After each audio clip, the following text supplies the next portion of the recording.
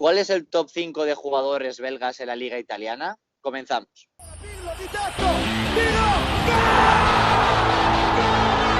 ¿Qué tal, amigos y amigas del canal, amigos y amigas de Soy Calcio? Grazie ragazzi, forza Soy Calcio.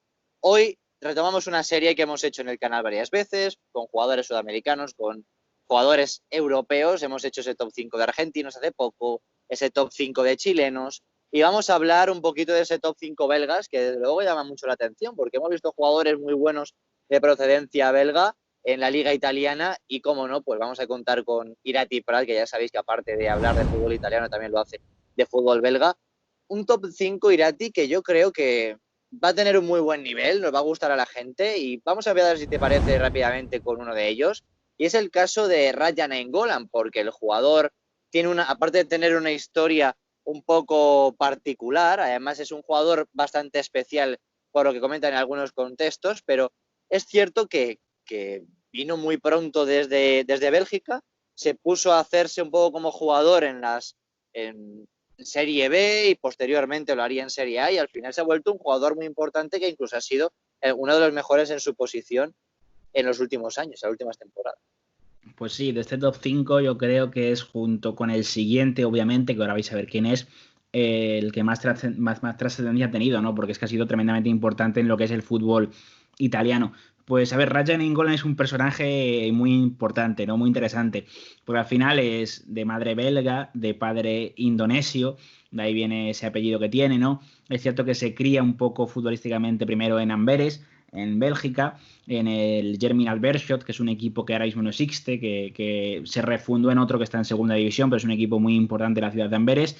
El equipo morado, hay otro que es el equipo el Real Amberes, que es el equipo rojo y blanco, no hay mucha rivalidad entre ambos, y él se va de allí muy prontito para jugar en el Piacenza, ¿no? Un agente lo trae de Bélgica a Italia y empieza a despuntar en el Piacenza, que es donde se empezará un poco a dar a conocer hasta que debuta muy joven en el año 2005 en Serie B con este equipo. A ver, es que es un jugador que al final creo que su personalidad, todo el tema de los tatuajes, ninja, su peinado, ¿no? Sí. Ha trascendido mucho, ¿no? Además siempre ha tenido polémicas, trifulcas con algunos entrenadores que ha tenido, el tema de fumar en las concentraciones de Bélgica, que algunos se lo permitían y otros tenían algún que otro problema con él, que no tiene mucho sentido, ¿no? Pero al final él, bueno, fumaba fuera de los partidos, obviamente, y luego era de los que más corría en el campo, ¿no? O sea que no había duda alguna de que eso no terminaba de afectar mucho a su rendimiento, pero luego ha tenido muchos problemas, ¿no? Fuera de cancha también, el tema de durante el Inter, los problemas que parecía que había, que se iba a casinos en Mónaco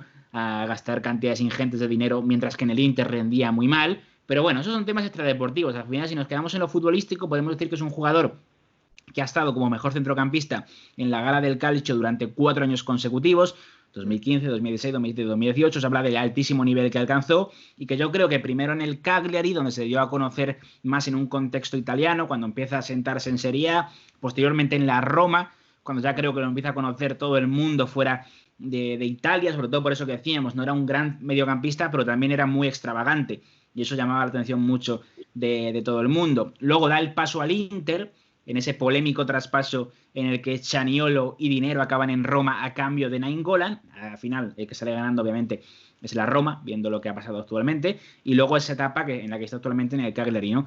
Es un jugador que yo creo que ha sido muy importante para la mayoría de técnicos que ha tenido. Rudy García, Spalletti, que por eso se lo acaba llevando de la Roma al Inter. Bueno, ¿qué vamos a hacer? Es un jugador extravagante, estrambótico, que ha tenido problemas fuera de cancha, pero yo creo que dentro ha sido un magnífico futbolista.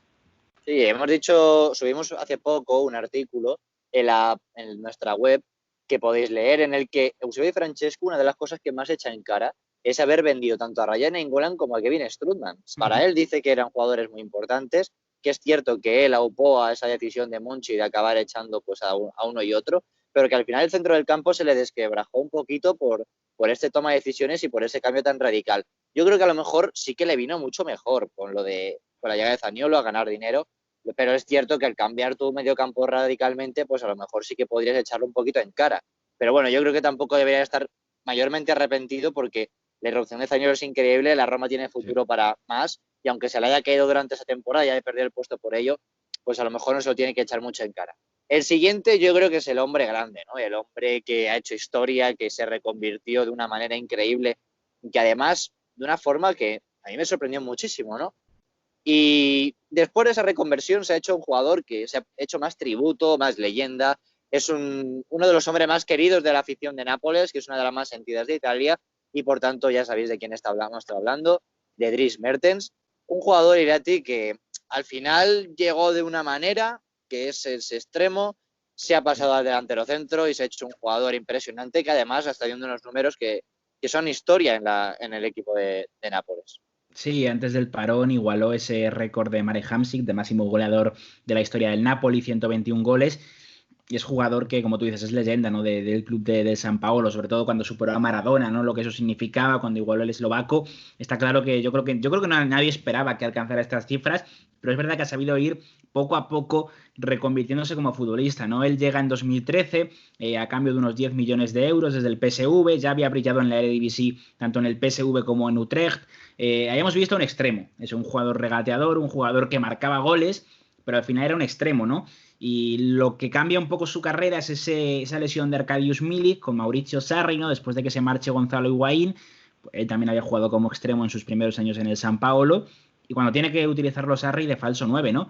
Y es que marca goles a mansalva. Yo creo que nadie esperaba ese rendimiento, y es un poco ahí, ya era muy buen jugador, pero ese cambio de chip yo creo que lo convierte en un futbolista, en un atacante completísimo, y que ahora mismo no es normal que teniendo en el aire si va a renovar o no con el Napoli, pues tengamos al Inter detrás, al Dortmund detrás, al Mónaco detrás, se habló incluso del Liverpool, cualquier equipo de Europa, pues fichar a Mertens gratis, yo creo que está relamiéndose. Sí, sí, sí, sería totalmente un bombazo. Es un jugador que además el Arsenal decían que venía apostando muy fuerte por él y que era la primera oferta que tenía, incluso le hizo pensarse irse, pero finalmente sí que es cierto que se dice que dio la negativa. Aquí vamos a establecer un poquito, yo creo que un antes y un después, porque los jugadores que es que hay mucha tela que cortar con Nainggolan y con Mertens. La verdad que estamos hablando de jugadores que han hecho, sobre todo Mertens, que ha hecho una leyenda impresionante en Nápoles.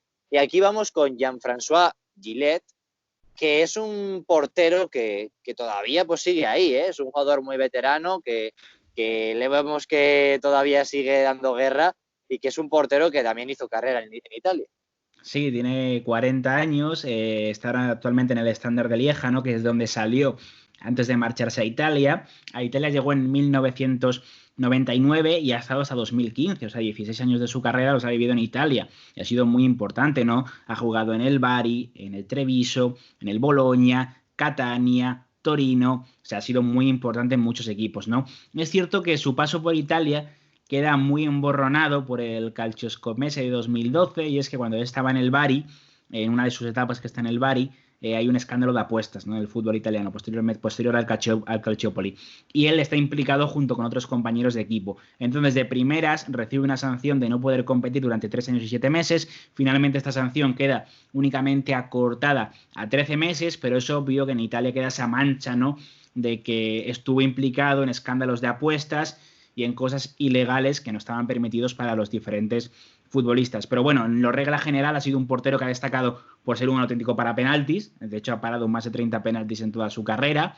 Hay un partido reciente, es cierto que es Liga Belga, pero para 3 penaltis contra el Anderlecht en un partido contra el Mechelen, que me acuerdo que estaba viendo y era increíble porque era su año de retorno a Bélgica y de golpe aparece parando 3 penaltis, un portero ya pues bastante veterano, pero eso en Italia pues ha sumado más de 400 partidos entre Serie A y Serie B, es cierto que muchos de ellos en Serie B, pero ha sido el gran portero italiano, el gran portero belga que ha estado en el calcio italiano. Luego vamos con Luis Oliveira, que es un jugador que por nombre no parece muy belga, desde luego, pero que es verdad que hizo carrera en Italia, que lo cierto es que tuvimos esas temporadas el Cagliari y la Fiorentina, que incluso coincide con grandísimos jugadores y que también ha sido uno de los jugadores que se ha colado en este top 4, en el top 5. Sí, es belga porque, bueno, nace en Sao Paulo, pero se nacionaliza belga porque llega muy jovencito al Anderlecht en los años 90, con 15 años, y al final se acaba nacionalizando belga, ¿no? Para jugar con las selecciones. En los años 90, cuando está en Italia, como sabéis, en los años 90 hay muchísimo nivel, y al final, pues obviamente él consigue destacar. Es cierto que no a la altura de otros jugadores con los que comparte vestuario, como comentabas, primero está en el Cagliari, marca goles, posteriormente está en la Fiorentina, donde comparte vestuario con Rui Costa, con Batistuta, o sea, mucho nivel. Es capaz de marcar goles. Hay una temporada, creo recordar, que supera la quincena de tantos, Obviamente no alcanza el reconocimiento de otros jugadores de los que hemos hablado anteriormente, pero bueno, es un futbolista que también tiene una larga trayectoria en el fútbol italiano: Cagliari, Fiorentina, Boloña, Como, Catania, Foggia, Venecia, Lucchese, más equipos de Serie C, acaba retirándose en Serie D en 2010, ya cuando era veteranísimo. Posteriormente se hace entrenador, aunque en categorías inferiores del fútbol italiano, es decir, es alguien que ha estado muy vinculado al calcio y, o sea, hay que quedarse con él sí o sí. Y ahora me vas a contar quién es ese quinto, ese que cierra top 5, porque has dejado a jugadores fuera como por ejemplo Dennis Praet, que era un futbolista que vimos siendo muy importante en la Sampdoria y que se nos ha caído en parte la Samp porque esta marcha de este jugador tan importante. También hemos visto que tampoco están los Lukaku, que es normal, por la carrera que todavía tiene que hacer Romelu, pero que pinta muy bien en Italia, o Timothy Castagne, que también dio una buena versión en la temporada pasada. Pero cuéntanos quién es este último jugador que cierra el top 5, porque tiene mucho reconocimiento en Bélgica. Sí, pero tengo top 5 más bonus track. O sea, en el fondo vamos a decir 6, porque al final es que no era capaz de dejar a ninguno fuera y digo, pues venga, vamos a decir un top 6 porque creo que se lo merecen, ¿no? No están en orden de importancia, hay que decir. O sea, no los hemos colocado porque el primero sea mejor que el resto ni nada, ni mucho menos. A ver, ahora vamos a hablar de George Grant. George Grant, o George Grun, como se escribe, con diéresis en la U. De hecho, además, es un jugador también de los 90 en el fútbol italiano. Es un futbolista que era importantísimo, es importantísimo en la historia del fútbol belga, tanto con la selección como en el Anderlecht, que fue el único equipo belga en el que jugó. En Italia estuvo en el Parma entre el 90 y 94, luego estuvo en la Reggiana en el 96-97, y era un jugador, o sea, por lo que he podido, ya lo conocía en Bélgica, pero por lo que he podido leer en Italia, que hacía un papel sucio, muy sucio. De hecho, como se le describía, hay un artículo en Corriere della Sera que habla de él como un jugador importante, y habla sobre todo de él cuando ya no está. O sea, tiene su último año en el Parma, sufre una lesión muy grave, posteriormente vuelve a Bélgica, pero ahí es cuando se le echa de menos, ¿no? El Parma de Nevio Scala no tenía esa figura del tapón, que es como lo llaman en el fútbol italiano, que es ese jugador que juega un poco, muchas veces como el tercer central, pero también echaba una mano en el centro del campo y era el encargado de hacer el trabajo sucio. O sea, lo describen así: un tipo que en defensa sabía cómo llevar la cruz y luego llevar la voz cantante en el centro del campo. O sea, era el líder defensivo y era el que en el centro del campo también mandaba. O sea, era un jugador importantísimo, fue capaz de con el Parma ganar la Copa Italia del 91-92 ante la Juventus. Luego sabemos que vendrá ese Parma histórico de final de siglo XX, pero está claro que era un jugador importantísimo. Y ese bonus track, obviamente también debería estar entre estos 5 primeros, porque es Enzo Scifo. Enzo Scifo es seguramente uno de los jugadores más talentosos de la historia del fútbol belga. De hecho, cuando irrumpe Den Hazard, mucha gente lo compara con Enzo Scifo, ¿no? Porque además los dos son de La Louvière, que es una localidad valona que tiene apenas 80.000 habitantes, y ya es casualidad que los dos jugadores más talentosos del fútbol belga hayan nacido en el mismo pueblo, ¿no? Bueno, pueblo, en la misma ciudad de 80.000 habitantes, que tampoco es excesivamente grande. El caso es que Enzo Scifo brilla en el Anderlecht, debuta muy jovencito, 17 años, y en 1987 lo ficha el Inter por 7.500 millones de liras, que es mucho dinero. Una primera temporada algo decepcionante en el fútbol italiano, muy regular, ¿no? Al contrario que Eden Hazard, que hemos visto que ha sido un jugador más regular en su rendimiento. Enzo sí fuera un poco mucho talento, pero no terminó de brillar en sus etapas en Italia, ¿no? Luego se marchó a Francia, Girondins de Burdeos, también estará en el Auxerre, vuelve a Italia para jugar en el Torino, hasta 2 temporadas, y sí, tiene mucho talento, demuestra muchas cosas, pero al final era un jugador un poquito irregular, ¿no? Pero al final, para que veamos el tipo de futbolista que era, además de las comparativas con Eden Hazard, un jugador que en su día fue comparado como el nuevo Gianni Rivera, ¿no? O sea, nos puede hacer una idea de ese media punta, de ese extremo, de ese jugador de ataque, muy regateador, más liviano que portentoso, que tenía muy buen disparo. Y al final es un jugador que obviamente había que rescatar, ¿no? Además, su familia es de origen italiano, una familia que emigró al norte de Europa, a Bélgica, para trabajar, y bueno, él acabó volviendo a Italia. Bueno, y mencionamos también otros nombres para cerrar este top 5 más bonus track que nos traerá a ti, como por ejemplo Johan Wallem, Dennis Praet, que ya lo habíamos comentado, Eric Gerets, Luis Pedro Cabanda, y ahora pues están esos Lukaku. Jordan es cierto que tampoco ha hecho... Está ahí en el banquillo del Lazio o en la grada del Olímpico, pero bueno, ahí está, no sabemos dónde. Sí, y su hermano Romelu Lukaku, que ya está haciendo más historia que él y lleva una temporada. También está Timothy Castagne, que comentábamos, Silvio Proto, o incluso Alexis Salemakers, que es una de esas apuestas que ha acabado haciendo el Milan en el mercado invernal. Así que, como siempre, comentarnos a ver cuál ha sido vuestro favorito. Si es cierto que seguramente tiréis un poquito más por esos actuales, por Nainggolan, por Mertens. Y sobre todo, suscribiros al canal, activad la campanita, darle like a este vídeo y como siempre, leemos en comentarios. Nos vemos. Chao, chao.